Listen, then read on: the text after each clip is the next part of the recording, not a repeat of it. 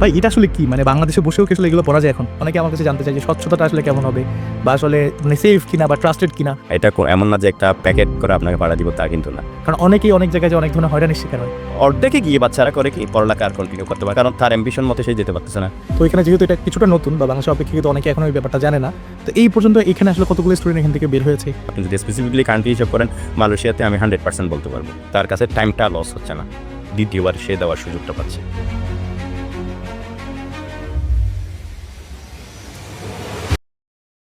আসসালামু আলাইকুম সবাইকে। আমরা জানি জিএসসি গ্লোবাল সলিউশন বর্তমানে দেশের হাজার হাজার শিক্ষার্থীকে বিদেশি উচ্চশিক্ষার জন্য হেল্প করে যাচ্ছে। তো আজকে আমার সাথে আছেন জিএসসি গ্লোবাল সলিউশনের যিনি প্রতিষ্ঠাতা। তো তার সাথে আমার একটু আগে কথা হচ্ছিল। ভাই আমাকে বলছিলেন যে এআই, ওয়েলবিং কিংবা হসপিটালিটি নিয়ে কিন্তু এখন বাংলাদেশে বসেই পড়ার একটা সুযোগ আছে। যে জিনিসটা কিন্তু পুরোপুরি নতুন।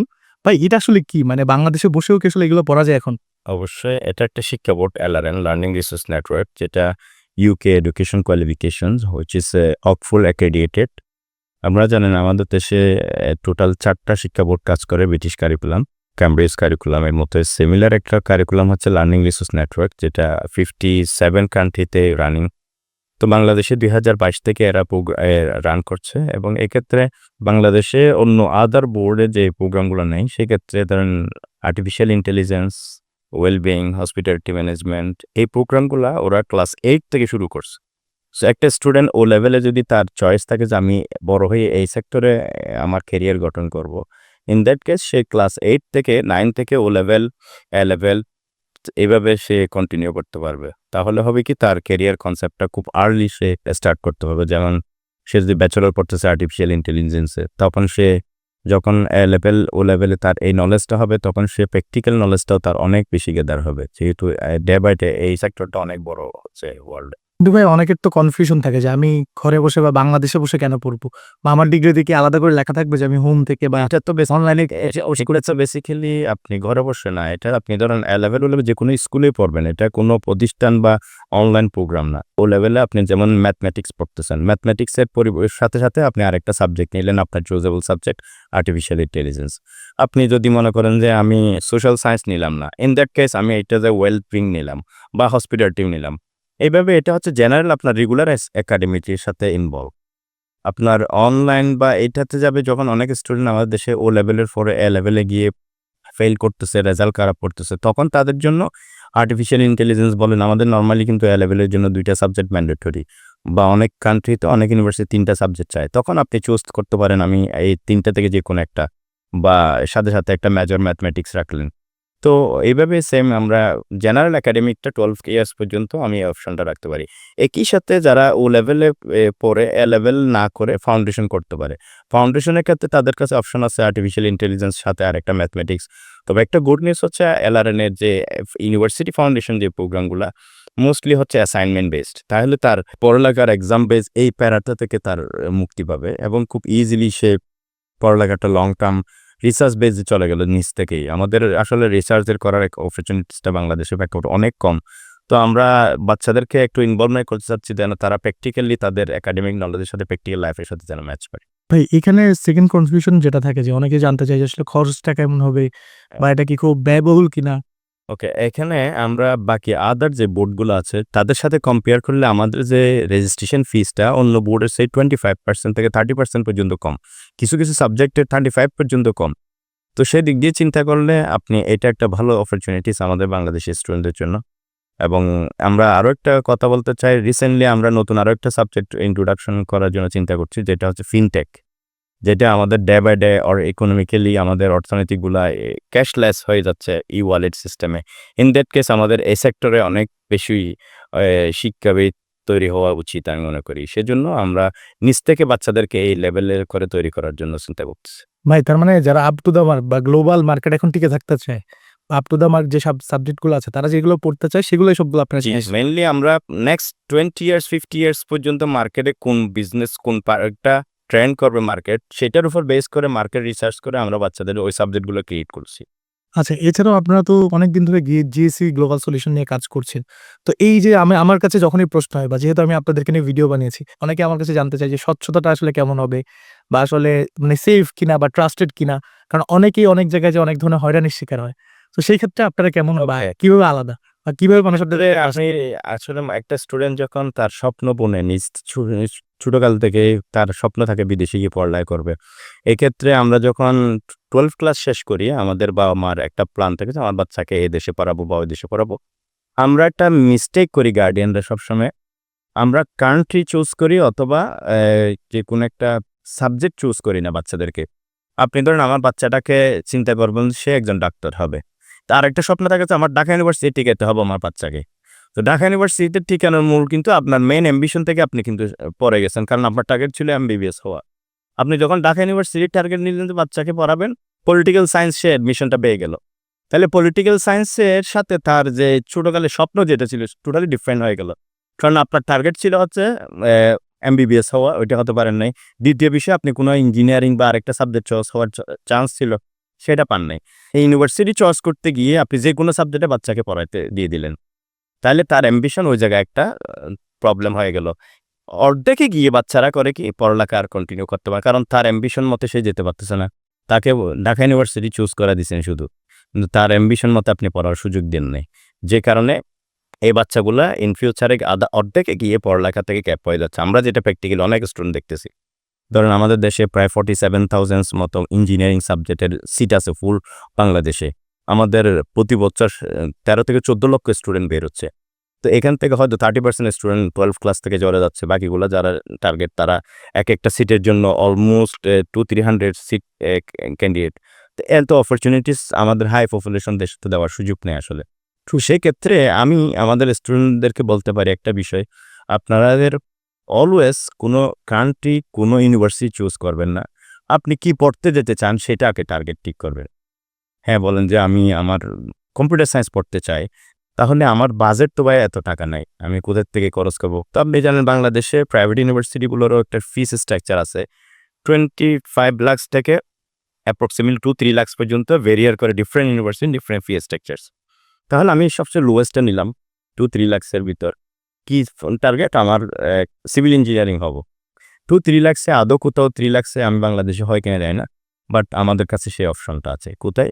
আপনার কস্ট কম হলে আপনার কাছে আমি প্রথমত ইন্ডিয়া অফার করতে পারি। Civil engineering, electrical engineering, computer science একই সাথে চায়না অফার করতে পারি। সো আমাদের কাছে আসলে জিএসসিতে আপনি অল কান্ট্রির একটা কম্বাইন্ড প্যাকেজ পাচ্ছেন। আপনার বাজেটের হিসাব করে আমি আপনাকে অফার দিব। আমরা শুধু যে আপনি বিদেশে যাবেন, আপনি টোটাল করে ভাই আমি এত টাকা দিব আমার ছেলেকে বিদেশ পাঠিয়ে দেন। আমরা সেটা করি না। আমরা প্রেক্ষাপট প্রথম জানতে চাই আপনার ছেলের কি পড়ার ইচ্ছে। তারপর হচ্ছে যে আপনার একাডেমিক ক্যারিয়ারের সাথে যা পড়ার ইচ্ছে সেটার সাথে তার সাবজেক্টগুলোর সাথে ম্যাচ হচ্ছে কিনা। এরপর আপনার ফাইন্যান্সিয়াল এবিলিটিটা কতটুকু। এই ৩ টা জিনিস কম্বাইন করে আমরা তখন স্টুডেন্টদের সাথে, গার্ডিয়ানদের সাথে বসে তখন তাদেরকে একটা অ্যাডভাইস দিই। এরপর আপনি একটা কোয়েশ্চেন করলেন আপনাদেরকে ট্রাস্ট কিভাবে করবে? টাকা পয়সার বিষয়ে তো প্রতিষ্ঠানে অনেক রকম প্রবলেম। আপনারা জানেন আমরা বেসিক্যালি কোনো সার্ভিস চার্জ বিফোর ভিসা নিই না। তাহলে আপনার সাথে ট্রাস্টের বিষয়টা কখন হয়? আমি যদি আপনার থেকে অ্যাডভান্স টাকা নিয়ে আমি যদি আপনার কাজটা না করি তখন আপনার সাথে এই কনফিউশনটা হয়। তাইলে আপনার এখানে ট্রাস্ট বিষয় নিয়ে আপনার সাথে আমার কোনো ফাইন্যান্সিয়াল যখন ডিলিং হচ্ছে না, মানে ভিসা না দিয়ে ফুল না দেওয়া পর্যন্ত আপনার সাথে আমার কোনো টাকা দিতে নাই। আরেকটা বিষয় হচ্ছে যে আমরা ভিসা হওয়ার পরও UK, USA, Australia, Canada, New Zealand, Ireland, Finland এই সমস্ত দেশগুলোতে আমরা কোনো সার্ভিস চার্জ আগেও নিচ্ছি না, পরেও নিচ্ছি না। ইভেন মালয়েশিয়াতেও। তাহলে আপনার সাথে যখন ফাইন্যান্সিয়াল আমার কোনো আগে পরে ডিল নেই, অবশ্যই আপনি আমাকে চুজ করার অপশন হিসেবে রাখতে পারেন। আচ্ছা ভাই, কিন্তু আমরা এই যে এখন সোশ্যাল মিডিয়াতে গেলে দেখি যে অনেকেই বলতেছে ভিসা হচ্ছে না বা বাংলাদেশি স্টুডেন্টরা পড়তে যেতে পারছে না। কিন্তু আপনাদের পেজে গেলে বা আপনাদের সাকসেস রেট দেখলে আমি দেখি যে আপনারা প্রচুর স্টুডেন্টকে দেশের বাইরে পড়তে পাঠাচ্ছেন। সো এইখানে ২ জায়গায় গরমিলটা আসলে কোথায়? এইখানে আসলে বেসিক্যালি ভিসা দেওয়ার বিষয় তো কোনো প্রতিষ্ঠান না। আমিও না, আপনিও না। তো ডিপ্লোম্যাটিক বিষয়গুলো আসলে নির্ভর করে হচ্ছে একটা গভর্নমেন্ট টু গভর্নমেন্টের বিষয়। সো কিছু কান্ট্রিতে হ্যাঁ, প্রবলেম আমরাও ফেস করি। ধরুন আমার কাছে যে আসলে ১০০ টা অ্যাপ্লিকেশন দিয়ে যে আমি যে ১০০ টাতেও সাকসেস হচ্ছে তা কিন্তু না। আমি যদি জেনারেলি চিন্তা করি আমাদের সাকসেস রেট যদি কান্ট্রি ওয়াইজ ডিফারেন্ট, আপনি যদি স্পেসিফিকলি কান্ট্রি হিসাব করেন মালয়েশিয়াতে আমি 100% বলতে পারবো। যদি বলেন যে আপনি আমাকে ইউএস এর ক্ষেত্রে হন বর্তমান প্রেক্ষাপটে 20-30% ভিসা সাকসেস রেট। যদি ইউরোপের ক্ষেত্রে হয়, ইউরোপও কিন্তু around 29 countries, huge large countries. প্রত্যেকটা কান্ট্রি কিন্তু ডিফারেন্ট ভিসা রেশিওস। আমি যদি হাঙ্গেরিতে যাই তাহলে অ্যারাউন্ড 70-80% ভিসা রেশিওস। যদি আমি কথার কথা ফিনল্যান্ডে যাই তাহলে অলমোস্ট 90% ভিসা রেশিওস। সুইডেনে গেলেও কিন্তু অলমোস্ট 90% to 80% এইরকম ভিসার ইস্যু। কিন্তু আবার কিছু কিছু কান্ট্রি আছে, আপনি জার্মানি 22 মাস আপনার ওয়েট করতে হচ্ছে একটা অ্যাপয়েন্টমেন্টের জন্য। ফ্রান্স আপনার 50-50 ভিসা চান্স। তো সব মিলিয়ে আসলে ডিপেন্ড করা হচ্ছে স্টুডেন্টের কোয়ালিটি কতটুকু, তার ডকুমেন্টেশনস। আমরা সবসময় স্টুডেন্টদেরকে একটা কথা বলি, আপনি কোথায় এলিজিবল আপনাকে সেই কান্ট্রিটা চুজ করতে হবে। আপনি হুট করে আমি যে কোনো ডকুমেন্ট নিয়ে আসছি, আমাকে ইউএসতে পাঠিয়ে দেন, আমেরিকা পাঠিয়ে দেন, এত টাকা দিব, এটা আসলে হয় না। এটা এমন না যে একটা প্যাকেট করে আপনাকে পাঠিয়ে দিব, তা কিন্তু না। এটা একটা এডুকেশনাল ইনস্টিটিউশনস হিসেবে আপনাকে আমরা গাইডলাইন্স করতেছি। আমাদের কাজ হচ্ছে গাইড দেওয়া, আপনাকে টোটাল ডকুমেন্টেশন দিয়ে সাপোর্ট দেওয়া। বাট আমরা কোনো ভিসা দেওয়ার কোনো মালিক না আমরা। আচ্ছা, আমরা ১ম এ ভাই যেটা নিয়ে কথা বলছিলাম এলআরএন। তো এখানে যেহেতু এটা কিছুটা নতুন বা বাংলাদেশের অপেক্ষাকৃত অনেকে এখনো এই ব্যাপারটা জানে না। তো এই পর্যন্ত এখানে আসলে কতগুলো স্টুডেন্ট এখান থেকে বের হয়েছে বা কতজন আসলে এই ডিগ্রিগুলা নিয়েছে? ওকে। আমরা বাংলাদেশে ২০২২ যখন এলআরএনটা লঞ্চ করলাম ঢাকাতে, ব্রিটিশ হাই কমিশনের যে বিজনেস ট্রেড অ্যান্ড ডেভেলপার যিনি ছিল, ওনাকে দিয়ে মিস্টার ডান পাশা উপস্থিত ছিল এবং এলআরএনের যিনি সিইও উনি আসছিল বাংলাদেশে। তখন থেকে আমরা আমাদের প্রমোশনগুলা চালিয়ে যাচ্ছিলাম। ২০২৩ থেকে আমরা বাংলাদেশে ২ টা স্কুল দিয়ে শুরু করছি। চট্টগ্রামের একটা দ্য ডাকস স্কুল, আর একটা হচ্ছে আল হাসনাইন স্কুল। এবং এই স্কুলগুলা দিয়ে আমরা প্রথমত আল হাসনাইন যেহেতু নিচ থেকে উঠে আসছে, ওনাদের উপর লেভেলের স্টুডেন্ট ছিল না।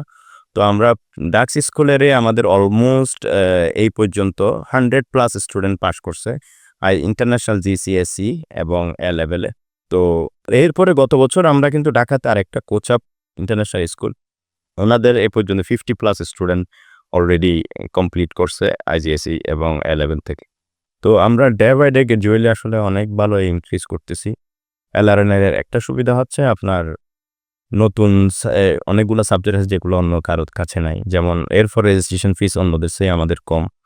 তারপর হচ্ছে যে আমাদের স্টুডেন্টের যে এক্সামের যে শিডিউলটা, আমাদের কিন্তু ৩ টা সেশন ইয়ারলি। একটা স্টুডেন্ট মে-জুনে যদি পরীক্ষা দিয়ে যদি সে কোনোভাবে রেজাল্ট খারাপ হয়, অগাস্টে রেজাল্ট পাবলিশড হচ্ছে। সে যদি অগাস্টে রেজাল্ট খারাপ হয় তাইলে সে অক্টোবর-নভেম্বরে পরীক্ষা দিতে পারতেছে। কোনো কারণে অক্টোবর-নভেম্বরে স্টুডেন্ট খারাপ করছে, সে চাইলে কিন্তু আমাদের ফেব্রুয়ারিতে আরেকটা এক্সাম। তাহলে আমার ৩ টা রোটেশনে কোনো না কোনোভাবে যদি স্টুডেন্ট পরীক্ষা দেয়, তার কাছে টাইমটা লস হচ্ছে না। দ্বিতীয়বার সে দেওয়ার সুযোগটা পাচ্ছে। অর্থাৎ আপনাদের কাছে ২ ধরনের সলিউশনই আছে। একেবারে ক্লাস 8 থেকে শুরু করে যারা দেশের বাইরে পড়তে যাচ্ছে পর্যন্ত। তাদের জন্য হচ্ছে এলআরএন আপনারা বর্তমানে নিয়ে এসেছেন। আর যারা দেশের বাইরে পড়তে যাচ্ছে তাদের জন্য আছে জিএসসি গ্লোবাল সলিউশনস। শোয়েব ভাই, আমরা একেবারে আজকের প্রোগ্রামের শেষ পর্যায়ে চলে আসছি। আমরা বাংলাদেশের বাস্তবতায় জানি যে অনেক স্টুডেন্টই আসলে তাদের দেশের বাইরে পড়তে যাওয়ার ইচ্ছা থাকে। কিন্তু ফাইন্যান্সিয়াল সমস্যাটা একটা বড় সমস্যা হয়ে দাঁড়ায়। আর্থিক সমস্যার কারণে অনেকে আসলে কোথায় পড়বে বা কিভাবে স্কলারশিপ পাবে বা কিভাবে টপ র‍্যাংকিং ইউনিভার্সিটিগুলোতে পড়বে সেটা নিয়ে কনফিউশন থাকে। তাদের জন্য আপনার লাস্ট পরামর্শটা আসলে কি হবে?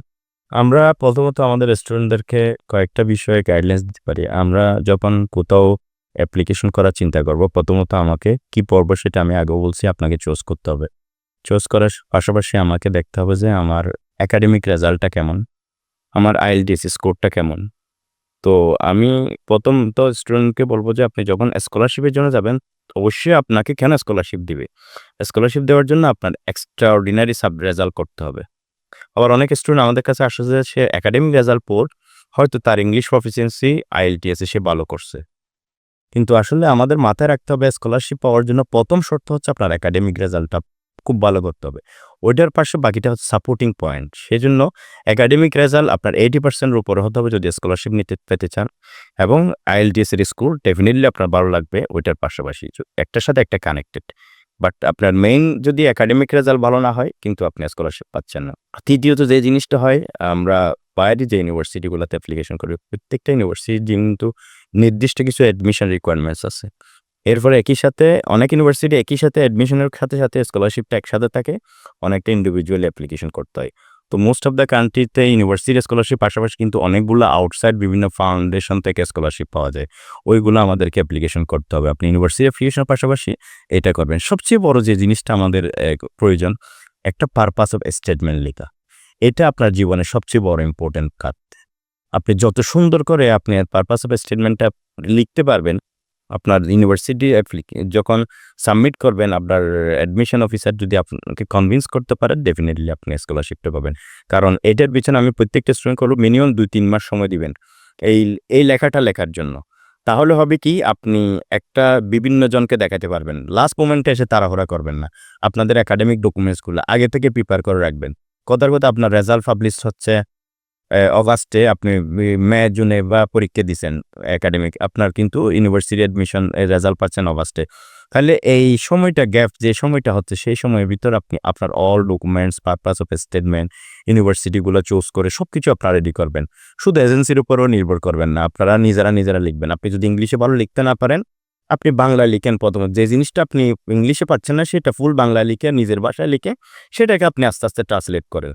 তাহলে হবে কি আপনি কি বলতে চাচ্ছেন সেই জিনিসটা আপনার ভিসা অফিসার বলেন বা ইউনিভার্সিটি বলেন ওরা দেখতে পারলো। এটা এইভাবে যদি হলে আমি মনে করি যে আপনাদের অনেক অপরচুনিটিস আছে বাইরে ওয়ার্ল্ড ওয়াইড ইউনিভার্সিটিগুলোতে অ্যাডমিশন পাওয়া।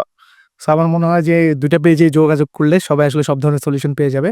থ্যাংক ইউ শোয়েব ভাই, মনে হয় আজকের এই আলোচনা থেকে অনেক উপকৃত হবে। ধন্যবাদ। জয় ভাই, থ্যাংক ইউ। ধন্যবাদ সবাইকে। আসসালামু আলাইকুম।